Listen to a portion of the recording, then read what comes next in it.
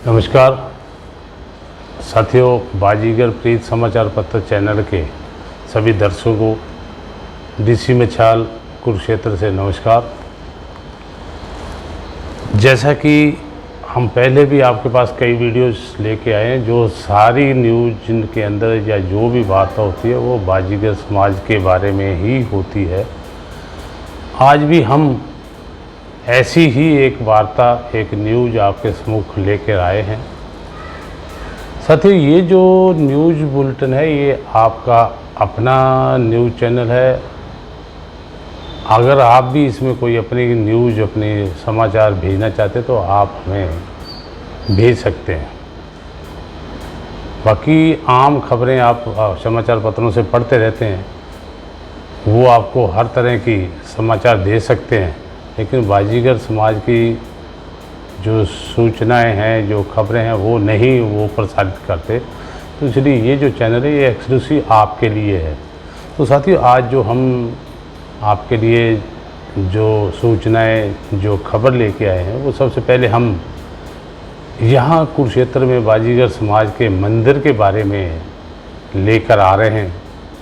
इसके बारे में आपको लेटेस्ट अपडेट देना चाहते हैं कि हरियाणा सरकार ने कुरुक्षेत्र के विधायक श्री सुभाष सुधा को ये अधिकृत किया है कि वो बाजीगर समाज की धर्मशाला के लिए ज़मीन का चयन करें। तो साथियों, ये जब चयन की बात आई तो हमने ये भी महसूस किया कि ये जो सरकार है, बाजीगर समाज को जो धर्मशाला वर्तमान में कुरुक्षेत्र में ब्रह्म सरोवर के किनारे, उसकी बजाय किसी और जगह देने के लिए मन बना रहे हैं। जैसी ये भनक हमें लगी तो हमने हरियाणा बाजीगर समाज कल्याण संघ का एक प्रतिनिधि मंडल, जिसके अंदर हमारे नादरचंद भरतिया प्रधान, मैं खुद धर्मचंद मछाल महासचिव, हमारे कार्यकारिणी के सदस्य श्री जगदीश लाल, श्री चुनीलाल मछाल, श्री महेंद्र मछाल और हमारे जो कोषाध्यक्ष श्री दर्शनलाल धर्मसोत, सभी ने एक ज्ञापन तैयार किया और इस ज्ञापन को लेकर हम कुरुक्षेत्र विकास बोर्ड के जो एग्जीक्यूटिव ऑफिसर हैं, जो कार्यकारी अधिकारी हैं, हमने उन्हें एक ज्ञापन दिया और उनसे मांग की कि हमारे समाज को वही जगह दी जाए जिस पर वर्तमान में हमारे बाजीगर समाज के मंदिर, धर्मशाला बने हुए हैं। साथ ही उसका कारण ये है कि हमारे समाज के लाखों रुपए इस जगह पर लगे हुए हैं और हमारे जितने भी वर्ग हैं, चाहे वो खड़ी है, पंजाब है, रावी है, माझा है, तपा है, सब के वहाँ वर्गों के अपने अपने मकान, अपने अपने धर्मशाला, अपने अपने मंदिर, कमरे बने हुए हैं। तो हमने यही मांग की है।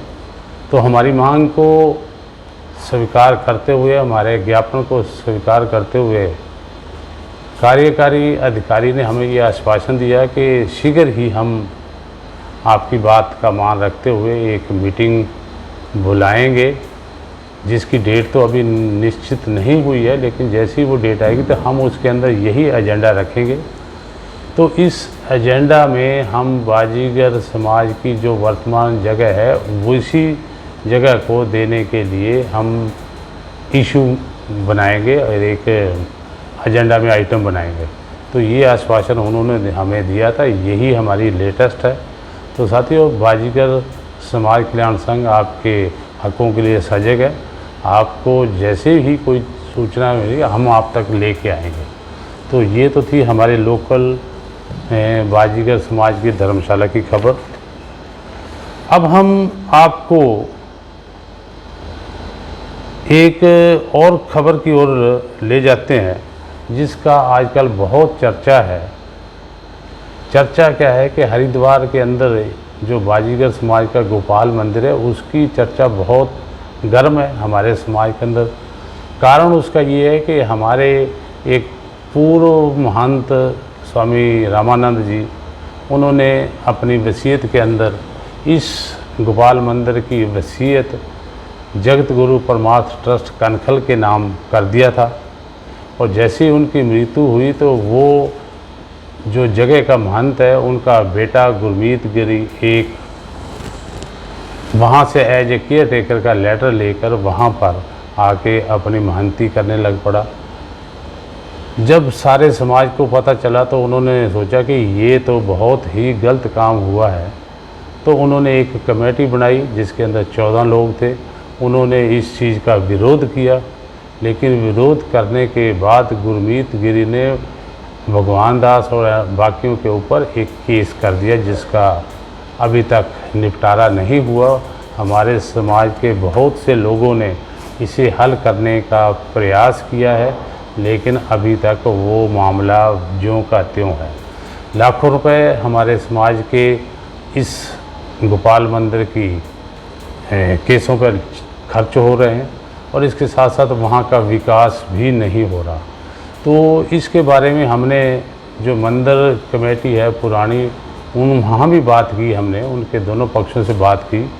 तो सबसे पहले जो हमें एक जो पुरानी कमेटी है उसके जो उप प्रधान है श्री रामकिशन भरतिया जी, उनसे हमने बात की। तो उन्होंने ये कहा कि बिल्कुल ठीक बात है, झगड़ा अभी भी चल रहा है, लेकिन हम भी चाहते हैं कि ये बात ख़त्म हो।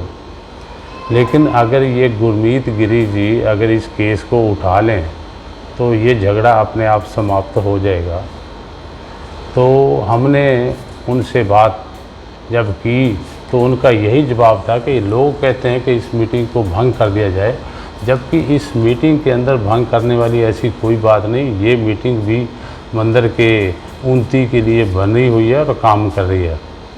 तो उनका मानना है कि मीटिंग के अंदर अगर कोई एक दो लोग अगर काम सही नहीं करे तो उसको तो समाज बदल सकता है, लेकिन अगर हम इसी कमेटी को एक्सटेंड कर लिया जाए तो ये झगड़ा ख़त्म हो जाता है। तो अच्छा सुझाव था रामकिशन भरतिया जी का। लेकिन इसके दूसरे पक्ष जब हमने गुरमीत गिरी से बात करी जो कि नाभा में रहते हैं, तो उनसे बात की तो उन्होंने साथियों ये बताया कि मैं तो इस विवाद को ख़त्म करने के लिए 2-3 बार एफिडेविट दे चुका हूँ। मेरी तरफ से ये समाज की चीज़ है और समाज ही इसका हकदार है, मेरा इससे कोई कुछ लेना देना नहीं है। मैं तो समाज का सेवादार हूँ, जैसे समाज कहेगा मैं वैसे ही करने को तैयार हूँ। तो ये सारी मीटिंग को हल करने के लिए, सारी विवादों को हल करने के लिए एक 13 तारीख को कुरुक्षेत्र के अंदर मीटिंग बुलाई गई थी, लेकिन अभी अभी हमें सूचना मिली है कि वो 13 तारीख वाली मीटिंग अब 15 सितंबर 2020 को आगे बढ़ा दी गई है, क्योंकि पंजाब के अंदर शनिवार और इतवार को कर्फ्यू होता। तो इसलिए साथियों ये मीटिंग अब 13 की बजाय 15 सितंबर को कुरुक्षेत्र के अंदर ही बुलाई गई है।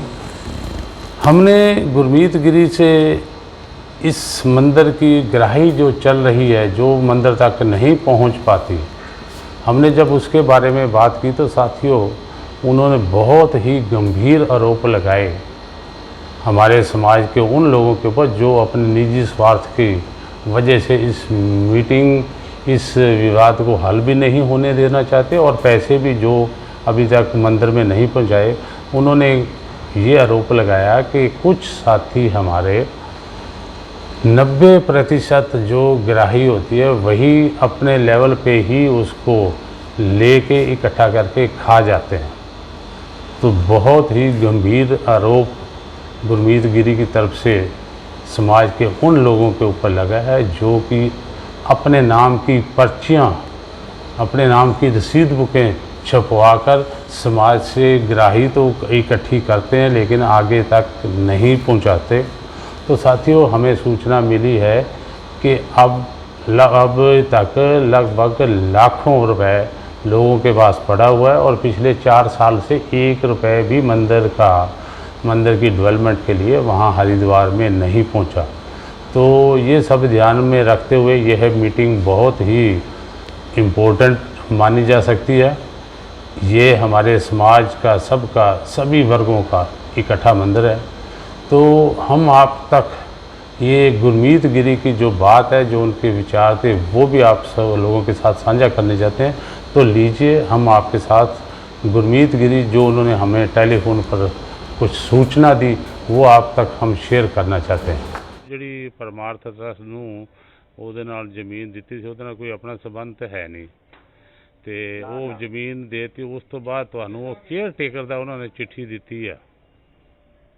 ਠੀਕ ਹੈ। ਉਹ ਕੇਅਰ ਟੇਕਰ ਦੀ ਕਿਆ ਉਹ ਬੰਦੇ ਕੇਅਰ ਟੇਕਰ ਦੀ ਚਿੱਠੀ ਦੇਣ ਵਾਸਤੇ ਤੁਹਾਨੂੰ ਅਥਰਾਈਜ਼ ਸੀ ਕਿ ਵੈਸੇ ਹੀ ਤੁਸੀਂ ਚਲੇ ਗਏ ਉਹਨਾਂ ਕੋਲ ਵੀ ਮੇਰੇ ਵਸੀਅਤ ਮੇਰੇ ਬਾਅਦ ਮੈਨੂੰ ਲਿਖੀ ਅਤੇ ਮੇਰੇ ਚਿੱਠੀ ਬਣਾ ਦਿਓ, ਕੌਰਾਂ ਨੇ ਕਿਹਾ? ਨਹੀਂ ਉਹ ਨਾ ਜੀ, ਜੋ ਆਪਣੇ ਬਰਾਦਰੀ ਦੇ ਸਮਾਜ ਦੇ ਬੰਦੇ ਹੀ ਗਏ ਨੇ 2 ਵਾਰੀ ਬਾਬਾ ਜੀ ਤੋਂ ਲਿਖਾਉਣ ਵਾਸਤੇ ਜੀ। 2 ਬੰਦੇ ਮਤਲਬ? 2 ਬੰਦੇ ਨਹੀਂ ਜੀ, ਟਰੱਕ ਭਰ ਕੇ ਬੰਦਿਆਂ ਦਾ ਗਿਆ, ਰਾਵੀ ਦਾ ਖੜੀ ਦੇ ਟਰੱਕ 2-3 ਵਾਰੀ ਉੱਥੇ ਜਗਤ ਗੁਰੂ ਆਸ਼ਰਮ 'ਚ। ਤਕਰੀਬਨ ਮੇਰੇ ਬਹੁਤ ਇਕੱਠ ਹੋਏ ਨੇ ਜੀ, ਚੀਕੇ ਇਕੱਠ ਹੋਇਆ ਸੀਗਾ ਚਾਰੇ ਦੇਸ਼ਾਂ ਦਾ ਬਹੁਤ ਤਗੜਾ। ਜਿੱਥੇ ਵੀ ਮੈਨੂੰ ਕਿਸੇ ਨੇ ਕਿਹਾ ਮੈਂ ਖਾਲੀ ਪੇਪਰਾਂ ਤੇ ਵੀ ਸਾਈਨ ਕਰਕੇ ਦਿੰਦਾ ਰਿਹਾ। ਜਿਹੜੀ ਹੁਣ ਫਿਰ ਉਹ ਤੁਸੀਂ ਦੇਖੋ ਤਿਆਰ ਹੋ ਤੇ ਉਹਦਾ ਰੌਲਾ ਹੁਣ ਕੀ ਰੌਲਾ ਹੈਗਾ? ਉਹ ਵੈਸੇ ਤਾਂ ਤੁਸੀਂ ਸਾਰੇ ਮੈਂ ਲੱਗ ਗਿਆ ਤੁਹਾਡੀ ਗੱਲ ਤੋਂ ਕਿ ਤੁਸੀਂ ਠੀਕ ਹੋ, ਨਿਬੜਨਾ ਚਾਹੁੰਦੇ। ਜਿਹੜੇ ਮਰਜ਼ੀ ਇਕੱਠ ਹੋਇਆ ਨਾ, ਜਿੱਥੇ ਜਿਹੜੇ ਤੇ ਲਾਗ ਡਾਟ ਵਾਲੇ ਬੰਦੇ ਨੇ ਉਹ ਕਮੇਟੀ ਵਾਲੇ ਉਹ ਤੇ ਤੁਹਾਨੂੰ ਕਹਿ ਦੇਣ। ਜਿਹੜੇ ਬੰਦਿਆਂ ਨੇ ਵੀ ਇਕੱਠ ਦੇ ਵਿੱਚ ਬੰਦੇ ਨੇ ਜਿਹੜੇ ਉਹਨਾਂ ਨੂੰ ਕਿਸੇ ਨੂੰ ਵੀ ਪੁੱਛ ਲਓ, ਕਿਸੇ ਵੀ ਇਕੱਠ ਦੇ ਵਿੱਚ ਮੇਰਾ ਜੇ ਕੋਈ ਇਤਰਾਜ਼ ਉੱਠਿਆ ਹੋਵੇ ਉਹ ਕੇਸ ਕਿਉਂ ਅੜਿਆ ਹੋਇਆ? ਕੇਸ ਤੇ ਗੁਰਮੀਤ ਗਿਰ ਤੇ ਵਰਸੀ ਭਗਵਾਨ ਦਾਸ ਉਹ ਕੇਸ ਉਹ ਪਬਲਿਕ ਨੇ ਕਰਾਇਆ ਹੋਇਆ, ਪਬਲਿਕ ਨੇ ਜਨਤਾ ਨੇ ਕਰਾਇਆ ਹੋਇਆ ਕਮੇਟੀ ਤੋੜਨ ਵਾਸਤੇ। ਕਮੇਟੀ ਇਹ ਤੋੜਦੇ ਨਹੀਂ ਸੀ, ਜਨਤਾ ਨੂੰ ਤੁਹਾਡੇ ਵਰਗੇ ਬਹੁਤ ਸੂਝਵਾਨ ਬੰਦੇ ਅੱਗੇ ਆਉਂਦੇ ਨੇ।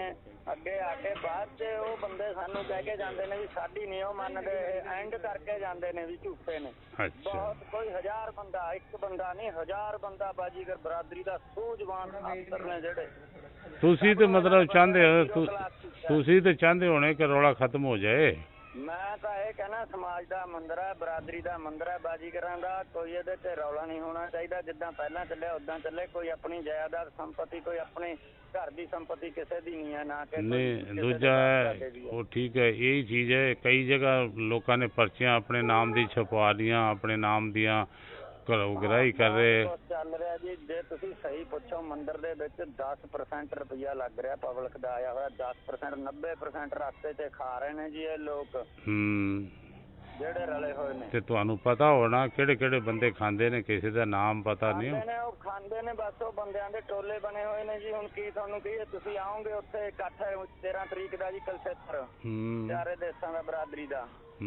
ਤੇ ਉੱਥੇ ਤੁਸੀਂ ਪਹੁੰਚੋ, ਉੱਥੇ ਤੁਹਾਨੂੰ ਸਾਰੇ ਬੰਦਿਆਂ ਦਾ ਚਾਨਣ ਹੋ ਜਾਊਗਾ ਕਿ ਕਿਹੜੇ ਬੰਦੇ ਖਾਣ ਵਾਲੇ ਰਲੇ ਹੋਏ ਨੇ। ਸਾਰਾ ਡਰਾਮਾ ਹੀ ਉਹਨਾਂ ਖਾਣ ਵਾਲਿਆਂ ਨੇ ਰਚਾ ਰੱਖਿਆ ਜੀ, ਇੰਨਾ ਪਬਲਿਕ ਨੂੰ ਹੈਰਾਨ ਕਰ ਰੱਖਿਆ ਬਸ।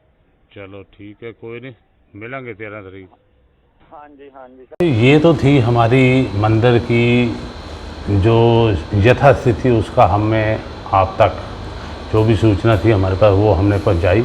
अब हम आपके सामने हरियाणा बाजीगर समाज कल्याण संघ द्वारा अपने समाज के, हरियाणा में अपने समाज के छात्रों के उज्ज्वल भविष्य के लिए उनको शिक्षण संस्थाओं में एडमिशन मिलते रहें, वो अच्छी पढ़ाई करें, इसके बारे में हम आपको सूचित करना चाहते हैं कि हरियाणा बाजीगर समाज कल्याण संघ ने पंजाब हरियाणा हाई कोर्ट के अंदर एक रिट दायर की है, जिसके अंदर हम पैरवी कर रहे हैं कि जो शिक्षण संस्थाओं के अंदर हरियाणा सरकार ने एक एक्ट बना के बच्चों को जो आरक्षण का 20% जो हरियाणा में मिलता है उसका 50% यानी कि कुल का 10% जो आरक्षण का लाभ है वो वंचित जातियों को मिले, इसके लिए एक एक्ट बनाया है।